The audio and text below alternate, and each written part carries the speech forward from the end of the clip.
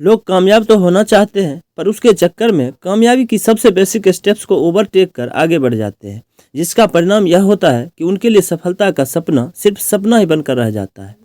अब सोचने वाली बात यह है कि सोशल मीडिया और आर्टिफिशियल इंटेलिजेंस के इस दौर में भी, जहाँ हर तरफ अवेयरनेस है, जानकारी तक आसान पहुँच है और चारों ओर मोटिवेशन का ढेर लगा पड़ा है, फिर भी ज़्यादातर लोग असफल क्यों हो जाते हैं? इसका मेन कारण है अपने टाइम को सही से मैनेज नहीं कर पाना। सबसे पहला पॉइंट है अपना एक क्लियर और स्पेसिफिक गोल सेट करें। दोस्तों, क्लियर और स्पेसिफिक गोल से मेरा मतलब है कि आप जो भी टारगेट निर्धारित करते हैं या करने वाले हैं वो बिल्कुल क्लियर डिफाइन होनी चाहिए, जिसे समझने में या अचीव करने में कोई कन्फ्यूजन का सामना ना करना पड़े। जब आपके अंदर अपने लक्ष्य को लेकर क्लैरिटी होगा तो ये 3 जरूरी सवाल के जवाब अपने आप आपको मिल जाएंगे। क्या करना है, यानी कि आप क्या चाहते हैं। क्यों करना है, यानी कि आप जो चाहते हैं उसे पाने का कारण क्या है। कैसे करना है और उसे पूरा करने का समय क्या है। फॉर एग्जाम्पल, जब आप कहते हैं कि मुझे एग्ज़ाम में टॉप करना है तो ये आपका एक अनक्लियर गोल है। वहीं पर जब आप ये तय करते हैं कि मुझे रोज़ाना 7 घंटे की पढ़ाई करके 5 महीने में अपना कोर्स कंप्लीट करना है और एग्ज़ाम में फर्स्ट रैंक लाना है, तो ये आपका बिल्कुल डिटेल्ड और स्पेसिफिक गोल है। फिर आप उसी हिसाब से अपने लक्ष्य के लिए एक्शन प्लान तैयार करते हैं कि मुझे अपने लक्ष्य तक पहुँचने के लिए 1 वीक, 15 डे और 1 मंथ में कितना काम करना है। बिल्कुल आपके दिमाग में अपने गोल के लिए एक स्मार्ट फ्रेमवर्क तैयार हो जाता है। दोस्तों, एक बात तो तय है, बिना स्मार्ट फ्रेमवर्क के और बिना टाइम बॉन्ड के आपका गोल बस एक ख्याली पुलाव बनकर रह जाएगा। टाइम मैनेजमेंट का दूसरा पॉइंट है टाइम लॉक करना। टाइम लॉक करने का मतलब है कि आप लक्ष्य के अनुसार एक निश्चित समय सीमा के अंदर अपने किसी एक जरूरी काम को करने का निर्णय लेते हैं। उस दौरान आप अपनी पूरी ऊर्जा और पूरा ध्यान केवल और केवल उसी काम पर जमाए रखें जिस काम के लिए आपने अपने दिन के एक हिस्से को लॉक किया था। दोस्तों, टाइम लॉक करना इसलिए भी ज़रूरी है क्योंकि आज के इस दौर में सबसे बड़ी समस्या है डिस्ट्रैक्शन। डिस्ट्रैक्शन ऐसी चीज़ है जो आपके टाइम को खा जाता है और आपके सफल होने की संभावना को बिल्कुल जीरो कर देता है। मान लीजिए आप कोई ज़रूरी काम करने बैठे हैं, उसी समय आपके फ़ोन में मैसेजिंग बेल बज गया, तो ज़्यादा संभावना है कि आप उसे चेक करेंगे और 5-10 मिनट के चक्कर में कब आपका 4-5 घंटा निकल जाएगा आपको पता भी नहीं चलेगा। इस तरह से बहुत सारे ऐसे डिस्ट्रैक्शंस हैं जिनसे बचने के लिए सबसे अच्छा तरीका है अपने टाइम को लॉक करना। नंबर 3 है अपने मोबाइल को डिस्ट्रैक्शन से बचाना। दोस्तों, आज के इस डिजिटल युग में हमारा मोबाइल हमारे जीवन का अहम हिस्सा बन चुका है और ऐसे में आप इसका बिल्कुल भी यूज ना करो ये संभव नहीं है। लेकिन मोबाइल पर कॉमेडी वीडियो कम कर इसे स्मार्टली यूज करें तो आप मोबाइल को अपने लक्ष्य हासिल करने में एक पावरफुल टूल बना सकते हैं, जो आपको एजुकेशन और नॉलेज हासिल करने में, डेली रूटीन बनाने में, अपने गोल को ट्रैक करने में और इसी तरह के और भी बहुत सारे टास्क को पूरा करने में मददगार साबित हो सकता है। स्मार्टफोन के पॉजिटिव और नेगेटिव दोनों पक्ष, ये निर्भर आप पर है कि आप इसे कितना और कैसे यूज करते हैं। यही मोबाइल उस व्यक्ति के लिए लाइबिलिटीज है जो महंगा रिचार्ज करवाते हैं और दिन भर कॉमेडी वीडियो और रील्स देखने में बिताते हैं, और उसके लिए एसेट है जो अपने मोबाइल फ़ोन को यूज कर नॉलेज गेन करते हैं, पैसे कमाते हैं और यहाँ तक कि अपने लक्ष्य तक पहुँचने में इसे एक मददगार टूल की तरह उपयोग करते हैं।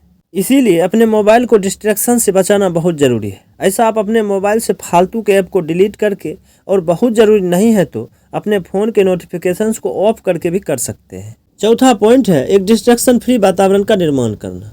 डिस्ट्रैक्शन फ्री वातावरण का मतलब है अपने आसपास एक ऐसे इन्वायरमेंट क्रिएट करना जहां आप बिना डिस्ट्रैक्ट हुए शांतिपूर्ण ढंग से फोकस्ड होकर अपना काम कर सकें।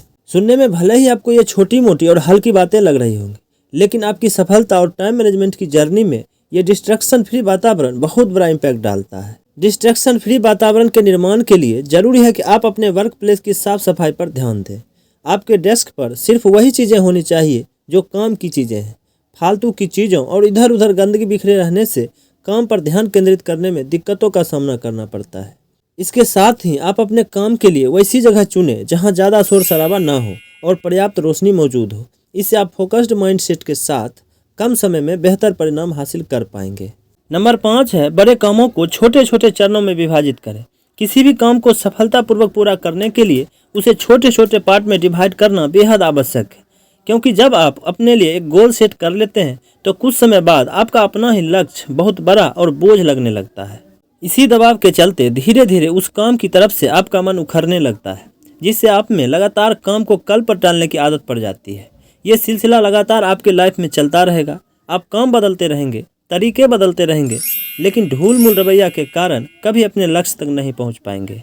इन सब से बचने के लिए टाइम मैनेजमेंट का बेसिक सा कॉन्सेप्ट है, चाहे कोई काम या लक्ष्य कितना भी बड़ा क्यों ना हो, अगर उसे छोटे छोटे चरणों में विभाजित कर उस पर काम किया जाए तो उसे आसानी से और कम समय में पूरा किया जा सकता है। मान लें आपने एक बुक पढ़ने का डिसीजन लिया और आपने ये भी तय कर लिया कि इसे 1 हफ्ते में पढ़ना है।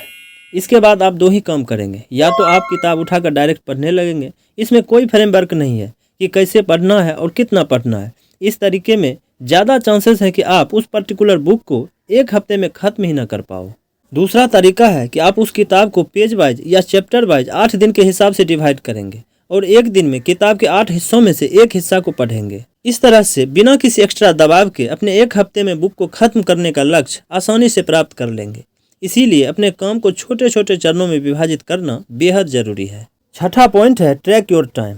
देखो भाई, टाइम मैनेजमेंट का सबसे पावरफुल टेक्निक अगर कुछ है तो वो है अपने टाइम को ट्रैक करना। वो क्या है ना कि अक्सर पूरा दिन बिजी रहने के बाद जब हम शाम को देखते हैं तो पता चलता है यार ये तो कुछ काम ही नहीं हुआ। एक आध को छोड़कर ज़्यादातर जरूरी काम तो यूं ही पड़े हैं और हम पूरा दिन अस्त व्यस्त रहे। अब देखा जाए तो इस तरह के सिचुएशंस किसी के लिए भी अच्छा नहीं है।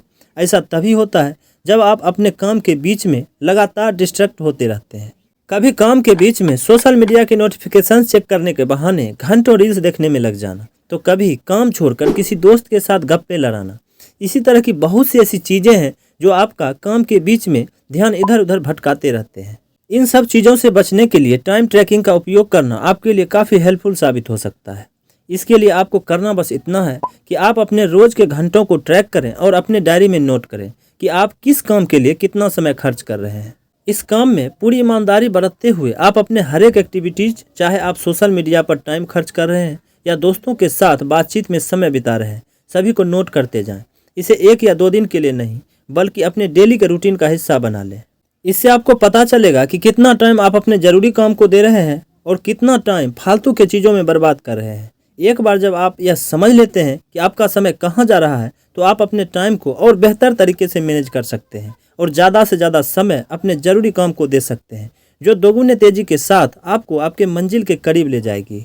7वां और अंतिम पॉइंट है रोज़ाना एक्सरसाइज और मेडिटेशन करें। दोस्तों, जब आप शारीरिक और मानसिक दृष्टि से पूरी तरह से स्वस्थ होते हैं तो इसका इम्पैक्ट आपके काम और डिसीजन मेकिंग पर स्पष्ट रूप से झलकता है। रोजाना अनुशासित होकर एक्सरसाइज और मेडिटेशन करने से न केवल आप शारीरिक और मानसिक रूप से स्वस्थ होते हैं, बल्कि यही अनुशासन आपको अपने समय को प्रोडक्टिव बनाने और अपने आप को डिस्ट्रैक्ट होने से रोकने में भी मदद करता है। आप सोच भी नहीं सकते कि सुबह में नियमित 1 घंटे की एक्सरसाइज और मेडिटेशन आपके जीवन में कितना मैजिकल इम्पैक्ट डालता है। इससे आप पूरा दिन ऊर्जान्वित महसूस करेंगे। थकावट और तनाव कम होने से आप समय का सही उपयोग कर पाएंगे। आपकी प्रोडक्टिविटी अपने आप बढ़ जाएगी और आप दोगुने तेजी से अपने लक्ष्य को हासिल कर पाएंगे। तो दोस्तों, ये थे टाइम मैनेजमेंट के 7 ऐसे पॉइंट जिसे अगर आप ठीक से समझ लिया तो ये आपके अपने लाइफ को सही डायरेक्शन में ले जाने और आपके एक एक मिनट को प्रोडक्टिव बनाने में मदद करेंगे। अगर आपको ये वीडियो पसंद आई हो तो लाइक और सब्सक्राइब जरूर कीजिएगा और हाँ, कमेंट में आप अपना अनुभव जरूर बताइएगा कि आप टाइम मैनेजमेंट में किस टेक्निक का यूज करते हैं।